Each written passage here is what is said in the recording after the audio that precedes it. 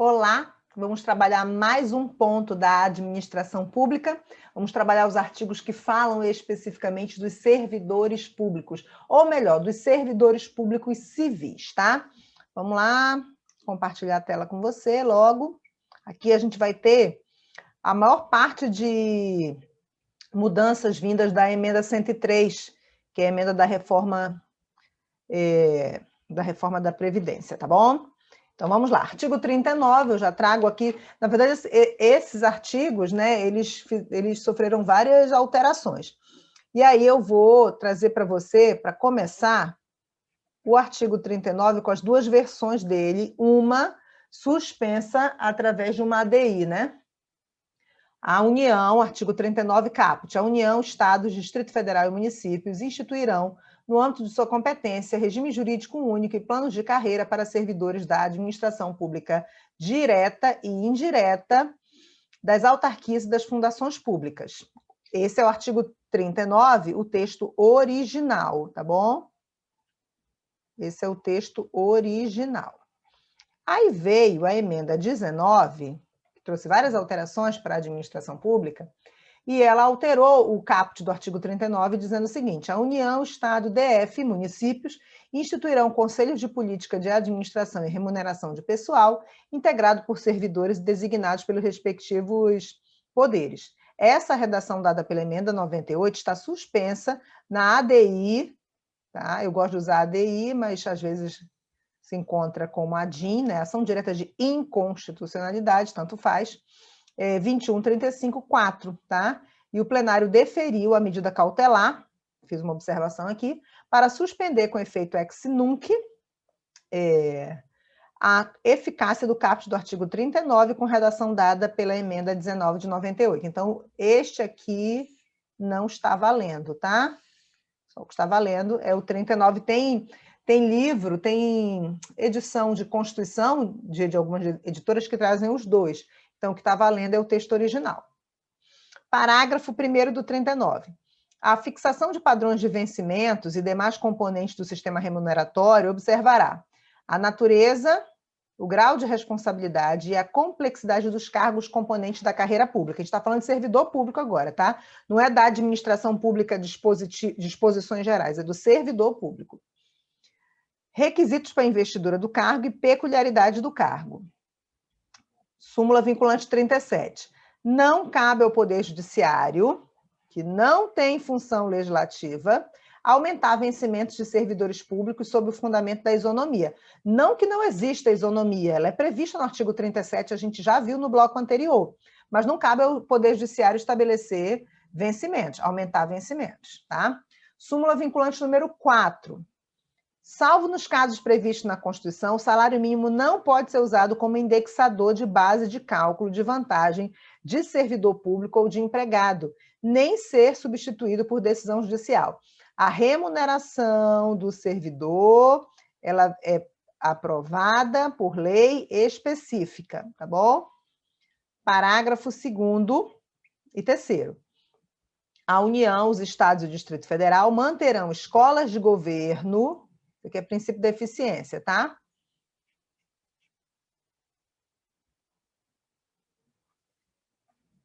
Para a formação e o aperfeiçoamento de servidores públicos, constituindo-se a participação nos cursos um dos requisitos para a promoção na carreira, facultada para isso a celebração de convênios ou contratos entre os entes federados. Inclusive, essas escolas de governo podem até contratar, tem professores que são os próprios servidores, ou pode contratar professores externos. Eu, por exemplo, já fui contratada por algumas escolas de governo para ministrar determinados cursos para servidores. Já fui algumas vezes contratada, tá? E não só uma única escola de governo. Vamos lá, parágrafo 3º. Aplicam-se aos servidores ocupantes de cargo público o disposto no artigo 7º, incisos 4, 7, 8, 9, 12, 13, 15, 16, 17, 18, 19, 20, 22 e 30, podendo a lei estabelecer requisitos diferenciados de admissão quando a natureza do cargo exigir. Essa lista de direitos são direitos sociais dos empregados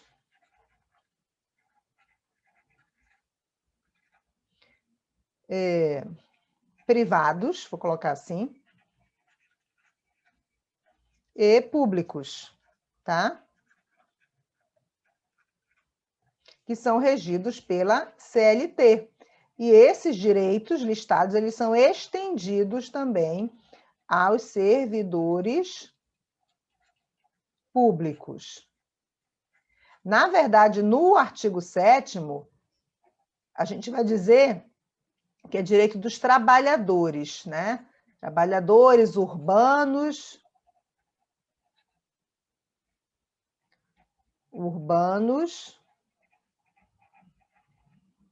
rurais, avulsos e domésticos. Se você já assistiu a minha aula sobre direitos sociais, você vai lembrar. E aí eu chamei todos aqui de empregados privados ou trabalhadores privados, né? Mas na verdade o termo certo são trabalhadores urbanos, rurais, avulsos e domésticos, e empregados públicos. Todos esses são seletistas, né? Todos esses são seletistas, mas esses direitos são estendidos aos servidores públicos. Súmula vinculante 15, tá? Eu vou trazer, toda vez que tiver um entendimento jurisprudencial ou uma súmula vinculante pertinente, eu vou trazer para você.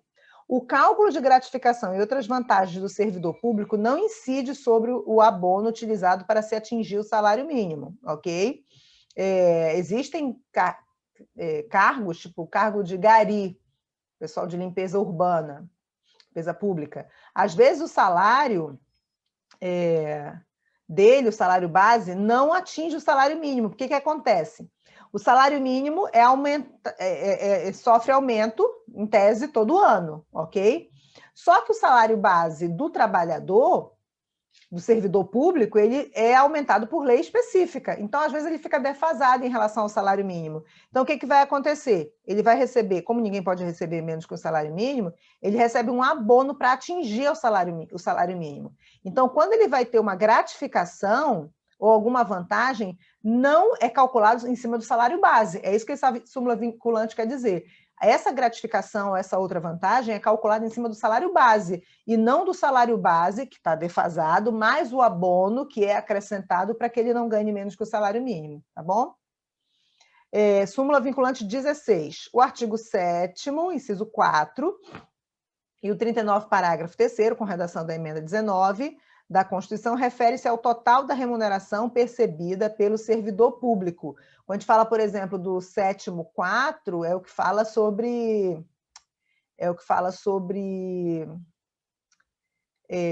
o salário mínimo, né? É o dispositivo que fala sobre o salário mínimo, previsto em lei, nacionalmente unificado, isso é para o trabalhador, né? Capaz de assegurar as suas necessidades vitais básicas do trabalhador e da sua família, e o 4 vai citar lazer, moradia, vestuário, alimentação, certo? Então, esses artigos vão se referir à totalidade percebida pelo servidor público. Parágrafo 4º, tá? Lembrando que o parágrafo 3º está aqui, olha, tá? Quando ele vai falar dos direitos do servidor que adota, né, os incisos do artigo 7º, tá? Só para a gente saber que essa súmula vinculante está se referindo ao parágrafo que a gente já acabou de trabalhar e o 7º, inciso 4, que fala do salário mínimo. Parágrafo 4º. O membro de poder, o detentor de mandato eletivo, os ministros de Estado e os secretários estaduais e municipais serão remunerados exclusivamente por subsídio, fixado em parcela única, porque subsídio não é salário mais gratificação, é parcela única, vedado o acréscimo de qualquer gratificação adicional, abono, prêmio, verba de representação ou qualquer outra espécie remuneratória, obedecido em qualquer caso o disposto do artigo 37, inciso 10 e 11, ok? E aí a gente vai falar do teto remuneratório aqui também.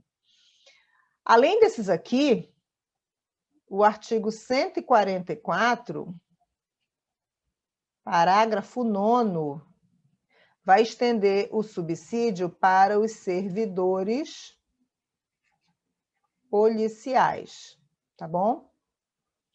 Parágrafo 5º. Lei da União, dos Estados e do Distrito Federal e dos municípios poderá estabelecer a relação entre a maior e a menor remuneração dos servidores públicos, obedecida em qualquer caso, o 3711, que a gente já conhece, a gente já tem intimidade com ele, que é o inciso do teto remuneratório. Parágrafo 6º. Os poderes executivo, legislativo e judiciário publicarão anualmente os valores dos subsídios e da remuneração dos cargos e empregos públicos, ok? De preferência que eles sejam reajustados também anualmente, né? 7º, Lei da União, dos Estados, do DF e dos municípios disciplinará a aplicação de recursos orçamentários provenientes da economia de despesas correntes em cada órgão, autarquia ou fundação para aplicação no desenvolvimento de programas de qualidade e produtividade, treinamento, desenvolvimento e modernização, reaparelhamento e racionalização do serviço público, e inclusive sob a forma de adicional de prêmio ou de produtividade. Princípio da eficiência. O princípio da eficiência, que foi incluído, né, pela emenda 19, ele também reflete em vários outros dispositivos que também foram incluídos por emenda, tá bom? A remuneração dos servidores públicos organizada em carreira poderá ser fixada nos termos do parágrafo 4º, na forma de subsídios, ok? Não tem problema nenhum outros servidores organizados em carreiras receberem na forma de subsídio, porque receber na forma de subsídio dá uma segurança financeira maior para aquele ocupante daquele cargo, e isso faz com que ele desempenhe o papel dele de servidor público de forma mais eficiente. Essa é a ideia, tá bom? Vamos lá. Parágrafo 9º. É vedada a incorporação de vantagem de caráter temporário ou vinculadas ao exercício de função de confiança ou de cargo em comissão, à remuneração do cargo efetivo. Isso aqui é uma novidade da reforma da Previdência, tá? Se o servidor ocupante de cargo efetivo exerce temporariamente uma função gratificada, as vantagens não deverão ser incorporadas para não irem para a aposentadoria, entendeu? Artigo 40. Vamos lá para o artigo 40. O regime próprio de previdência social, RPPS, a gente já falou dele lá no bloco anterior, no finalzinho do bloco anterior. O regime próprio de previdência social, ele é exclusivo para servidor ocupante de cargo público efetivo.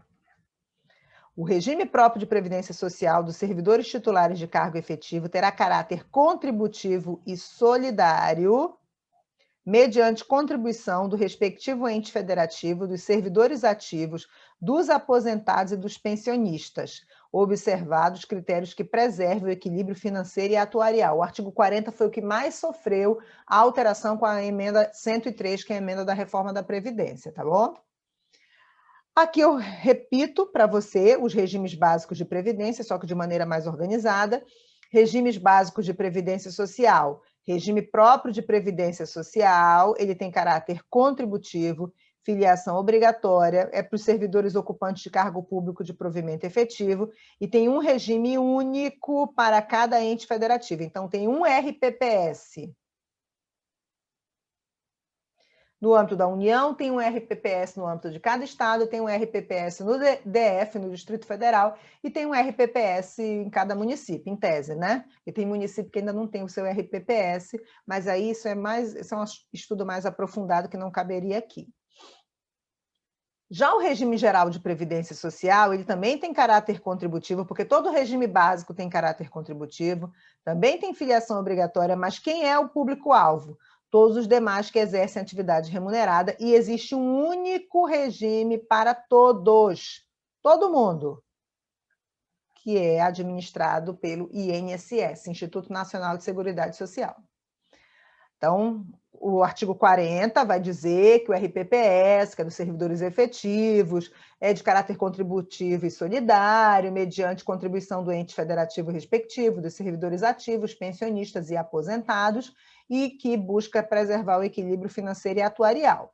Eu relembrei para você aqui, né, os regimes. A gente vai trabalhar este aqui, tá? O regime próprio. E agora vamos para os parágrafos. O servidor abrangido pelo regime próprio de previdência social será aposentado: 1. Por incapacidade permanente para o trabalho, que é a antiga aposentadoria por invalidez, que não existe mais. Agora é a aposentadoria por incapacidade permanente para o trabalho. No cargo em que estiver investido, quando insuscetível de readaptação, eu vi isso no bloco passado com você. Primeiro a gente tenta a readaptação. Hipótese em que será obrigatória a realização de avaliações periódicas para a verificação da continuidade das condições que ensejaram a concessão da aposentadoria na forma da lei do respectivo ente federativo. Então, a aposentadoria por incapacidade permanente para o trabalho, ela só vai acontecer se a readaptação não for possível e ela, concedida essa aposentadoria, o servidor vai passar por avaliações periódicas, tá bom? Aí está aqui, eu já tinha mostrado esse esquema para você no bloco passado, no finalzinho do bloco passado, a gente repete aqui. Aposentadoria por incapacidade permanente, que é a antiga aposentadoria por invalidez, ela é aplicada ao servidor público ocupante de cargo público de provimento efetivo. A gente tem o quê? Primeiro, tenta-se a readaptação do servidor, desde que qualificado para o cargo e mantida a remuneração. Se não for possível, não sendo possível a readaptação, concede-se a aposentadoria por incapacidade permanente com avaliações periódicas, tá bom? Inciso 2, outro tipo de aposentadoria, tá? Aposentadoria compulsória, compulsoriamente, com proventos proporcionais ao tempo de contribuição, aos 70 anos de idade ou aos 75 anos de idade, na forma da lei complementar. Então, a compulsória pode ser aos 70 ou aos 75 anos e tem lei complementar regulamentando. No âmbito da União, aos 62 anos de idade, se mulher, 62 anos de idade, ok, e aos 65 anos de idade, se homem,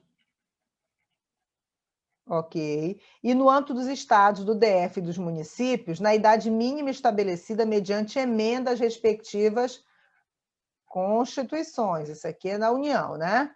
E leis orgânicas, observado o tempo de contribuição, os demais requisitos estabelecidos em lei complementar do respectivo ente federativo. E a tendência, depois dessa reforma da Previdência, que todos os estados e municípios sigam essa tendência de mudança e façam suas respectivas emendas, não é? Os proventos de aposentadoria não poderão ser inferiores ao valor de um salário mínimo, a que se refere o parágrafo 2º do 201, tá? O 201 é o que fala da previdência pelo regime geral de previdência, tá? Ou superiores ao limite máximo estabelecido para o regime geral de previdência, observado o disposto dos parágrafos 14 e 16. Agora, o limite mínimo, limites mínimo e máximo, conforme o regime geral de previdência social, que é o INSS. Então, o mínimo é um salário mínimo, o máximo é o teto da previdência do INSS. As regras para o cálculo de proventos de aposentadoria serão disciplinadas em lei do respectivo ente federativo. É vedada a adoção de requisitos ou critérios diferenciados para a concessão de benefícios em regime próprio de previdência, ressalvados os parágrafos 4A, 4B e 4C, e 5º, que são as aposentadorias especiais, que a gente já vai ver, ok? Vamos lá. Poderão ser estabelecidos por lei complementar do respectivo ente federativo idade e tempo de contribuição diferenciados para a aposentadoria de servidores com deficiência, previamente submetidos à avaliação biopsicossocial realizada por equipe multidisciplinar, multiprofissional e interdisciplinar, tá bom? Então, essa é a primeira exceção de aposentadoria especial, com critérios diferenciados. 4B. poderão ser estabelecidos por lei complementar do respectivo ente federativo idade e tempo de contribuição diferenciados para a aposentadoria de ocupantes do cargo de agente penitenciário, de agente socioeducativo ou de policial dos órgãos de que tratam o inciso 4 do caput do artigo 51 ou do inciso 3 do caput do artigo 52, que são as polícias da Câmara e do Senado, tá? Ou do inciso 1 a 4 do artigo 144, que são os órgãos da segurança pública, tá? Beneficiou aqui o agente penitenciário, o agente socioeducativo e os policiais, inclusive polícia da Câmara e do Senado, que podem ter aposentadoria especial, tanto em relação à idade quanto em relação ao tempo de contribuição. E o quarto C poderão ser estabelecidos por lei complementar do respectivo ente federativo idade e tempo de contribuição diferenciados para aposentadoria de servidores cujas atividades sejam exercidas com efetiva, não é supondo, não, é efetiva exposição a agentes químicos, físicos e biológicos prejudiciais à saúde, ou a associação desses agentes, vedada a caracterização por categoria profissional ou ocupação. Não é, vamos analisar aquela categoria, não, é quem daquela categoria se expôs efetivamente a agentes químicos, físicos ou biológicos, ok? Que possam causar prejuízo à saúde, ou associação de químico com biológico, ou químico com físico, esse sim, e não a categoria toda, porque às vezes o indivíduo pode pertencer a uma categoria, mas não está trabalhando nessa exposição. Esses três aqui, tá? Podem ter a aposentadoria especial, tudo previsto por lei complementar, tá? Na verdade, a gente não aprofunda isso aqui, porque a gente teria que ver essas leis todas, né? Essas regulamentações. Parágrafo 5º, ainda tem. Os ocupantes de cargo de professor terão a idade mínima reduzida em 5 anos em relação às idades decorrentes da aplicação do disposto do inciso 3 do parágrafo 1º, desde que comprovem tempo de efetivo exercício das funções de magistério na educação infantil, no ensino fundamental e médio, fixado em lei complementar. Ensino superior não entra, tá? Do respectivo ente federativo. Então, aqui diminui a idade em 5 anos, ok? Não o tempo de contribuição. Ressalvados, então, é uma aposentadoria especial também. Ressalvadas aposentadorias decorrentes de cargos acumuláveis na forma desta Constituição, é vedada a percepção de mais de uma aposentadoria à conta do regime próprio de previdência. Ok? Aplicando-se outras vedações, regras e condições para a acumulação de benefícios previdenciários estabelecidos no regime geral de previdência. Então, no regime próprio, salvo se os cargos forem acumulados na ativa, eles não vão ser acumulados. Só pode ser acumuladas aposentadorias no regime próprio de previdência se, quando na ativa, esses cargos puderem também ser acumulados. Parágrafo 7º. Observado o disposto do parágrafo 2º do 201, 201 fala da Previdência, regime geral, quando se tratar de única fonte de renda formal auferida pelo dependente, o beneficiário de pensão por morte será concedido nos termos da lei do respectivo ente federativo, a qual tratará de forma diferenciada a hipótese de morte de servidores de que trata o parágrafo 4º, decorrente de agressão sofrida no exercício ou razão da sua função. Deixa eu só confirmar aqui se são os servidores públicos policiais. São, olha, tá? Aqui o parágrafo 4º é o que fala da aposentadoria do servidor público policial, que pode ser uma aposentadoria especial. Quando eu digo policial, é polícia da Câmara, órgãos da segurança pública, incluindo o agente penitenciário, e polícia da Câmara e do Senado. Então, olha só. Observado o disposto do parágrafo 2º do 201, quando se tratar de única fonte de renda formal oferida pelo dependente, o benefício da pensão por morte será concedido nos termos de lei do respectivo ente federativo, a qual tratará de forma diferenciada a hipótese de morte de servidor de que trata o parágrafo 4º, decorrente de agressão sofrida no exercício em razão da sua função. Policial, por exemplo, que sofra uma agressão e morra em exercício do seu trabalho, o pensionista, a viúva, por exemplo, vai ter um tratamento diferenciado, tá? Parágrafo 8º. É assegurado o reajustamento dos benefícios para preservar-lhes em caráter permanente o valor real, conforme critérios estabelecidos em lei. Isso aqui já existia.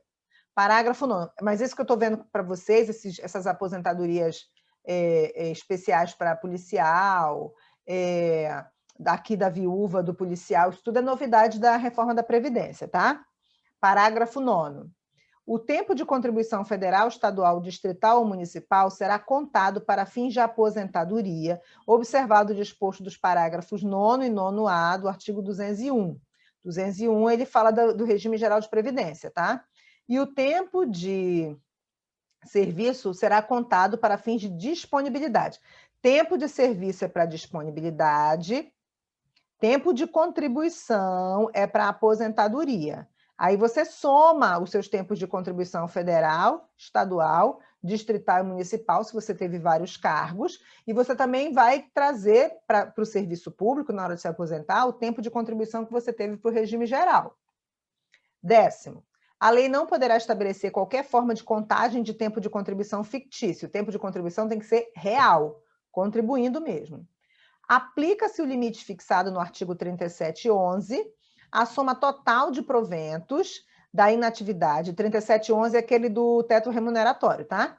A soma total dos proventos de inatividade, inclusive quando decorrente da acumulação de cargos ou empregos públicos, bem como de outras atividades sujeitas à contribuição para o regime geral de previdência social, e ao montante resultante da adição de proventos da inatividade com remuneração de cargo acumulável na forma desta Constituição, cargo em comissão declarado em lei de livre nomeação e exoneração e de cargo eletivo, ou seja, o limite para ser respeitado, ele é a soma de todas essas remunerações aqui, tá bom? Não é só uma parte dela.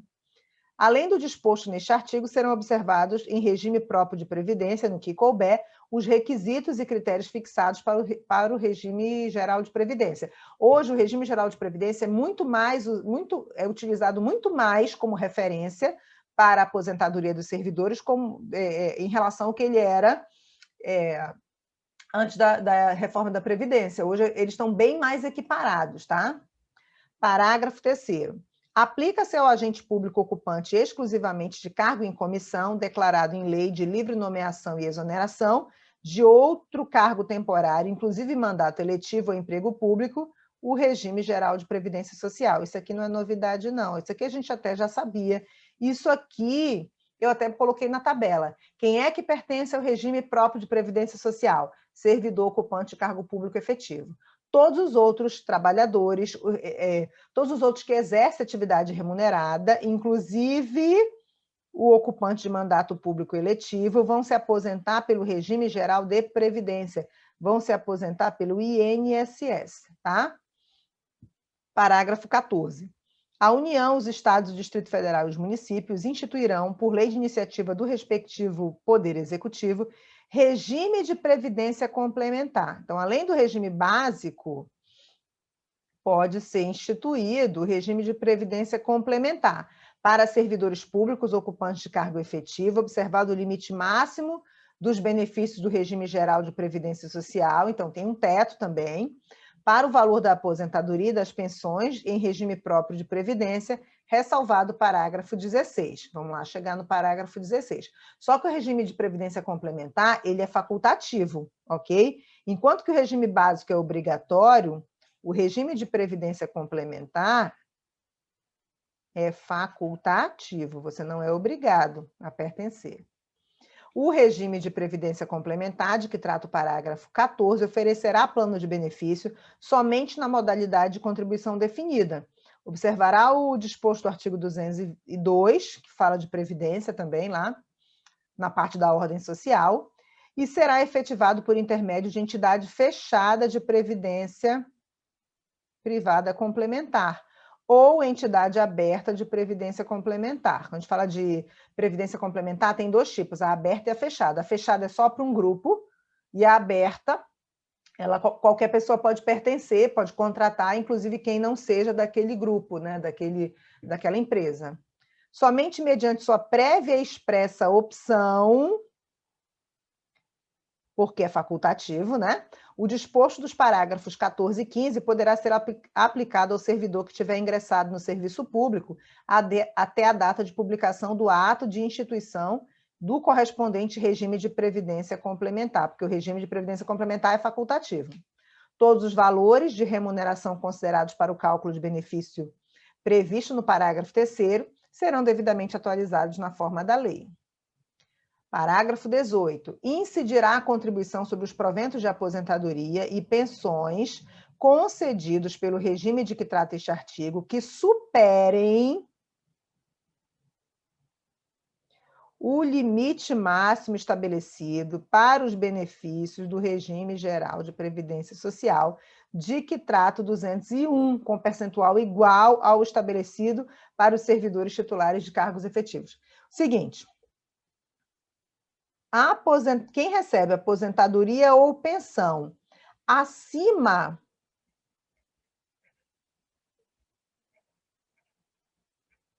do teto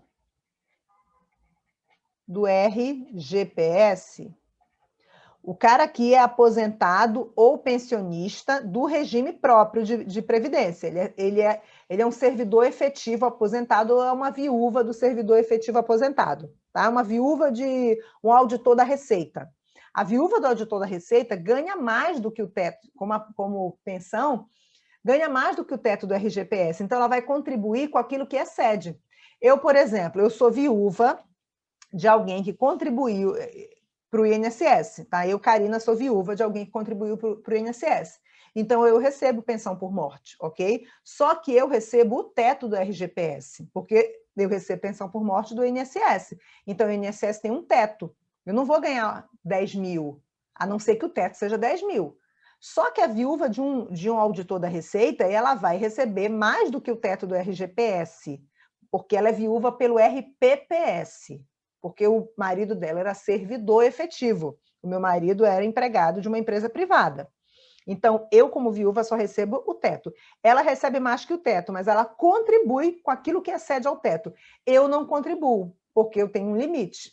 Tá? Quem recebe até o limite do RGPS, e eu sou do RGPS, eu não contribuo. Ela vai contribuir. É isso que quer dizer aqui o 18, olha.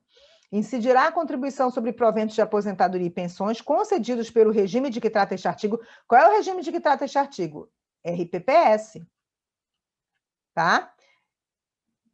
Concedidos pelo regime próprio de previdência, que superem o limite máximo estabelecido para os benefícios do regime geral, de que trata o 201. 201 fala da Previdência, com percentual igual estabelecido para os servidores titulares de cargo efetivo, ok? Parágrafo 19. Observados os critérios a serem estabelecidos em lei do respectivo ente federativo, o servidor titular de cargo efetivo que tenha completado as exigências para aposentadoria voluntária e que opte por permanecer em atividade poderá fazer jus a um abono, que a gente chama de abono de permanência, está aqui, abono de permanência, equivalente ao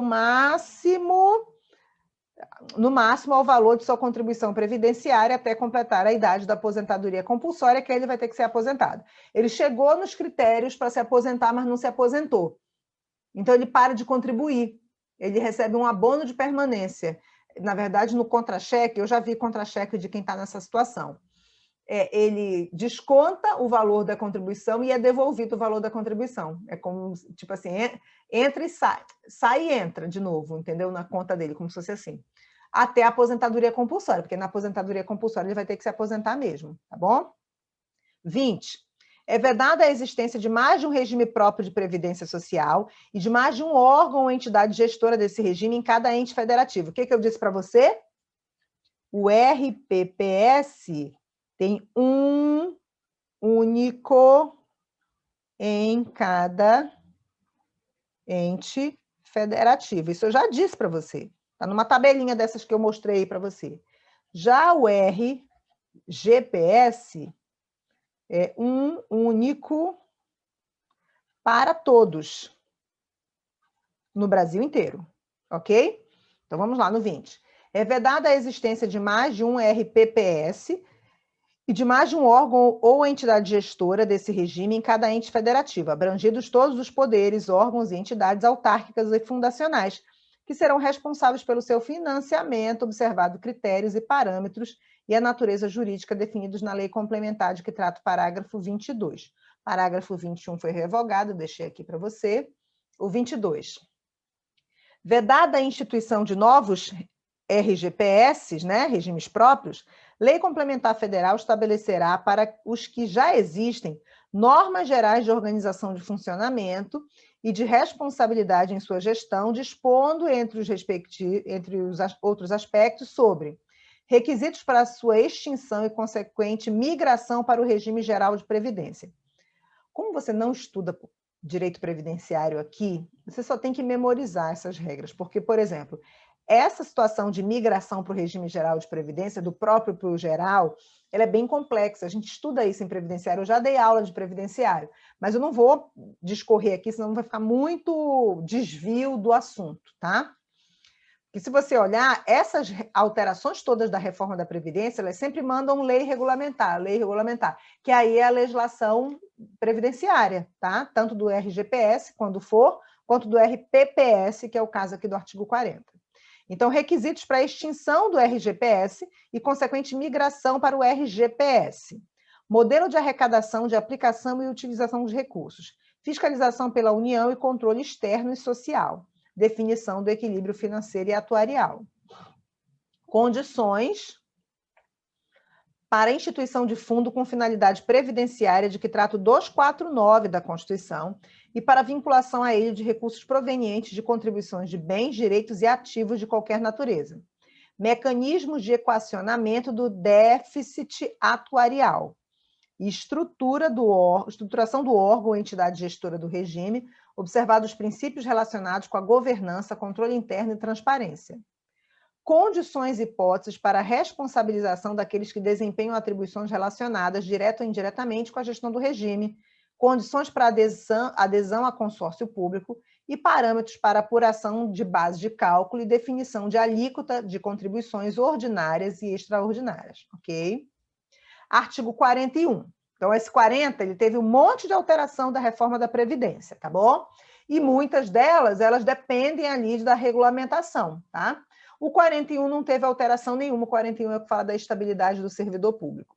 São estáveis após 3 anos de efetivo exercício os servidores nomeados para o cargo de provimento efetivo em virtude de concurso público, ok? A estabilidade, ela é só para servidor efetivo, servidor comissionado, servidor temporário, não tem estabilidade, empregado público não tem estabilidade. O servidor estável só perderá o cargo. Na verdade, tem outra modalidade dele perder o cargo fora daqui do 41, tá? Mas eu só vou trabalhar as modalidades do 41. O servidor público estável só perderá o cargo. 1. Em virtude de sentença judicial transitada em julgado, mediante processo administrativo em que seja assegurada a ampla defesa e mediante procedimento de avaliação periódica de desempenho na forma de lei complementar assegurada a ampla defesa. Ok.